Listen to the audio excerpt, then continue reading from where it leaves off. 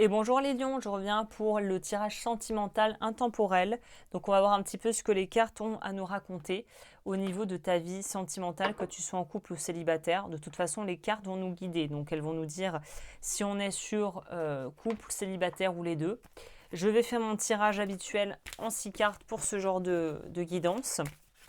Je t'invite évidemment, si tu aimes ce que tu vois, à t'abonner, commenter, partager, booster, enfin bon, voilà, faire toutes les choses qui permettent d'interagir avec la vidéo et de me faire un peu plus connaître sur les réseaux et sur YouTube si ça t'intéresse. Et on va commencer ici avec les cartes du tarot, plus carte atout, carte blocage. Et je terminerai avec carte ici que j'ai présélectionnée sans la voir. On terminera sur cette carte oracle. J'ai l'impression que ça fait peut-être... on va peut-être un petit peu étoffer avec cet oracle que j'aime beaucoup. Comme ça, on va avoir des précisions. Et après, j'attaque la lecture tranquillou. C'est parti. On va commencer avec la première carte qui nous parle de l'énergie générale du moment. Ça va nous donner un petit peu des indications et on va comprendre un peu mieux la situation. Oh, coup de cœur, coup de cœur, coup de cœur en vue. Oh oui. Donc les lions qui pourraient me regarder sont soit en couple, soit on passe de l'être, ou soit très clairement on fait une rencontre ou vont faire une rencontre. Ça me parle à des gens qui sont ensemble ou rencontre imminente pour les célibataires qui sont prêts à s'ouvrir à l'amour, clairement. Il y a de l'énergie de construction, l'énergie vraiment de, de la co-création dans le couple. Je ne vois pas comment je pourrais le dire autrement. Le mouvement, ce qui se met en mouvement en ce moment pour vous, pour toi, protection. Ok, intéressant. Avec, ok, on n'est pas tout à fait sûr. On a envie d'y croire, on a envie de se donner les moyens, mais on a quand même des petites incertitudes. Voilà, on a peur de s'emballer trop et d'être trop tout feu, tout flamme par rapport à une personne.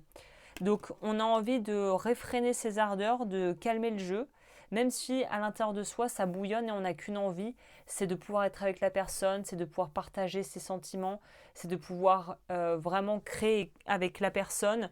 Là on est sur une énergie de couple qui est jeune ou peut-être de couples qui sont à distance. On sent qu'il y a une envie de vraiment fusionner. Donc s'il y a un manque quelque part, on pourrait dire, c'est peut-être parce que on a eu une séparation ou qu'on est en phase de séduction, qu'on ne se connaît pas encore à fond.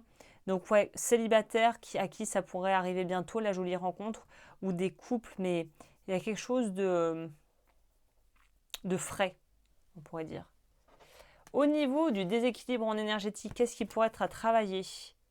Le libre arbitre, ça pourrait coller avec cette notion de séparation ou de séparation géographique. Kundalini, ça nous parle de l'alignement des chakras. Donc là, on est plus dans l'aspect énergétique. Donc il y a des choses qui pourraient se débloquer au niveau aussi du corps et du ressenti. Et on a le temps. Et oui, le temps. Donc il y a un truc qui prend du temps, mais je pense qu'il vaut la peine et qui fait que tu es dans une énergie hyper... beaucoup de ressenti, beaucoup de désir, beaucoup de passion en fait. Hein. Au niveau de ce qui est à nourrir en ce moment pour toi, l'union... Ah ouais, mais il y a vraiment un truc pour les lions. C'est presque... ouais, c'est... Non seulement on dirait que c'est mis sur le chemin pour une raison, mais en plus c'est hyper fusionnel, quoi, hein, le livre. Ça pourra encore insister sur l'aspect réseaux sociaux, distance, conversation et échanges téléphoniques ou voilà par des trucs comme ça. Et le livre, c'est aussi découvrir et pas encore tout connaître de l'autre. Ce qui renforce cette notion de relation jeune. Ok. Au niveau de... Pardon, ça me donne envie de bailler tout ça. La voie juste, donc le conseil pour la situation, c'est quoi? Ne pas fuir. Ne pas fuir ce qu'on vit. On a encore quelque chose qui nous parle d'alignement au niveau des chakras et des énergies. Donc ça pourrait être tellement intense, arriver tellement comme une évidence, ça pourrait être tellement foudroyant, comme par exemple un coup de foudre pourrait l'être, hein, clairement. Et on te dit, ne fuis pas. C'est pas parce que il y a un truc où c'est foudroyant, ça peut vraiment remuer dans les tripes, mais ne fuis pas ces ressentis ou ne fuis pas cette opportunité peut-être sentimentale juste parce que ça te chamboule et que tu as peur en fait. Faut pas laisser la peur prendre les commandes ici. Ça pourrait donner quoi? Énergie négative avec le fouet. Il y a peut-être des gens dans l'entourage de cette personne ou dans ton entourage potentiellement qui verront pas forcément ça d'un bon œil. Donc, à première vue, ce que j'aurais envie de te dire, c'est ne te dévoile pas trop. Ne parle pas trop de ce qui t'arrive, surtout si c'est tout nouveau, tout beau, tout frais, parce que il en faut peu aux gens pour protéger ou par jalousie, hein, ça dépend des cas, pour vraiment te percer ta petite bulle de bonheur que tu es en train de vivre en ce moment. Donc, ouais. Énergie négative, il y a quoi avec? Que je sache, il m'en a sorti deux. Gratitude et rêve, voilà, partage pas trop tous tes rêves trop vite parce que les gens pourraient être jaloux et vouloir te casser dans ton élan. Alors, là, on avait au niveau de la qualité que tu as, non, j'avais fait ça dans l'autre sens, le blocage d'abord. On a les aspects ombres d'une personne qui est en dilettante. Prétendre savoir plus que l'on sait vraiment. Donc attention à ne pas vouloir rouler des mécaniques, être plutôt humble. Et au niveau des qualités, on a justement se voir comme un étudiant de la vie, humilité et dévotion à la connaissance, être ouvert à l'apprentissage dans la vie. Et c'est intéressant parce qu'on a eu aussi le livre qui ressort ici sous deux formes différentes. Donc il y a des choses à apprendre sur soi, sur l'autre. Il ne faut pas mettre la charrue avant les bœufs, mais il y a une très belle histoire, en fait, j'ai l'impression, d'amour à vivre et qu'il faut que tu t'autorises à vivre. Au niveau de la carte conseil, le soin, ok, c'est intéressant, je vais lire ça. Le soin, occupez-vous d'abord de vos propres besoins. Les soins que vous apporterez aux autres ne seront bénéfiques que si vous avez comblé vos propres demandes au préalable. Cultivez la nouveauté dans votre existence et regardez-la s'épanouir. Je vais lire un peu parce que cet oracle peut donner des précisions un petit peu plus ciblées. Alors, qu'est-ce qu'elle nous dit, l'autrice ? Quand vous agissez en écoutant votre âme, vous ressentez une rivière qui coule en vous, une grande joie.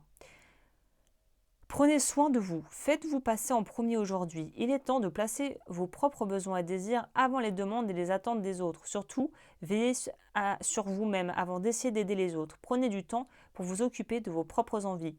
Il pourra juste s'agir de vous récompenser avec un bon bain ou encore de vous délasser un moment de la routine et la liste des choses à faire. Votre corps et votre âme s'en trouveront régénérés. Il arrive parfois d'être sans énergie, d'avoir donné tout ce que l'on a et de ne plus pouvoir fournir aucun effort. Autrement dit, il arrive que la coupe soit pleine. Dans ce cas, essayez simplement de vous donner le temps, le soin et toute l'attention que vous octroyez d'ordinaire aux autres. Il est indispensable de vous reposer et vous détendre. En prenant soin de vous-même, vous montrerez à votre entourage que vous avez de l'amour-propre. Vous ne pourrez donner le meilleur de vous-même et aider efficacement les autres qu'en retrouvant de l'énergie. Offrez-vous un amour inconditionnel et agissez avec un cœur pur. Plantez vos graines avec beaucoup de soin et de tendresse, puis regardez votre jardin grandir. Il est temps de vous occuper d'une nouvelle relation, d'un nouveau projet d'une famille, de votre maison et de tout ce qui a besoin d'attention dans votre monde. Donnez à ces projets la douceur qu'ils réclament pour se nourrir et s'épanouir. Soyez bienveillants avec vous-même pour prospérer vous aussi et partagez votre beauté avec votre entourage. Affranchissez-vous de l'autocritique. Sachez que vos efforts seront bientôt récompensés. Ne négligez pas vos besoins. En prenant soin de vous, vous commencez à découvrir comment élever votre âme, votre corps et votre esprit.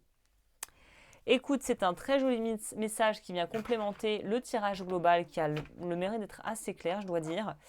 Voilà, ben écoute, j'espère que ça t'a plu. Si c'est le cas, comme je le disais au départ, n'hésite pas à interagir avec la vidéo. Voilà, commenter, partager, booster, toutes ces petites choses. Tu peux voir ce que je propose sur mon site lodufeu.com. Et puis moi, je te dis à très vite pour de nouvelles aventures.